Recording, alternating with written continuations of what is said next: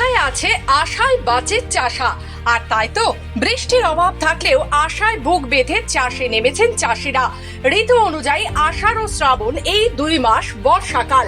এবারে শ্রাবণ মাস পর্যন্ত বর্ষার প্রভাব সেভাবে লক্ষ্য করা যায়নি। বরুণ দেবের কৃপা দৃষ্টি হয়নি, যার ফলে বৃষ্টিপাতের অভাবে চাষের ব্যাপক ক্ষতি খনি অঞ্চলেও। খনি অঞ্চল পাণ্ডবেশ্বরের বহু মানুষ আজও কৃষিকাজের সঙ্গেই যুক্ত। তবে এবারে বৃষ্টির অভাবে চাষ সেভাবে হচ্ছে না বলেই চাষির মাথায় হাত। চাষ মানে ঝর্ণার জল, মেঘের জল সেরকম নাই।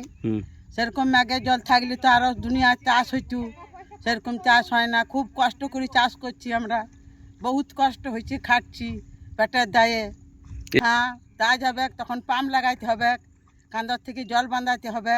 খনি অঞ্চল পাণ্ডবেশ্বরের কুমারদিহি এলাকার চাষি রীতা বাগদি ও অরুণ বাগদিরা জানান, এবার বর্ষা তেমন ভাবে হয়নি, তাই এখনো পর্যন্ত মাঠে বীজ রোপণের কাজ জোর কদমে শুরু হয়নি। তবে গত কয়েকদিনে কয়েক পশলা বৃষ্টিতে এক বুক আশা নিয়েই মাঠে বীজ রোপণ করতে নেমে পড়েছেন তারা। চাষের একমাত্র ভরসা এখন ইসিএল এর খনির নিচ থেকে যে জল ওপরে উঠিয়ে ফেলানো হয়, সেই জলকে এই ঝর্ণার আকারে ব্যবহার করেই চাষে নেমেছেন তারা। ভাবছি দেখি ঝর্ণা জল আসছে বলে হচ্ছে বছর পোতা হয়ে যায়, এই বছর এই ঝর্ণা জল আসছে বলে হচ্ছে। মানে মেঘের জলে ভরসা নাই। আচ্ছা, তো কতটা চাষ হবে এই ঝর্ণা জলে? এই হবে, এই যতটুকু আছে ততটুকুই হবে।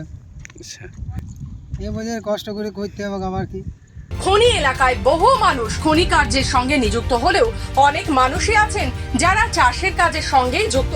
তবে অধিকাংশ মাঠই ফাঁকা, আগাছায় ভরেছে মাঠ ঘাট।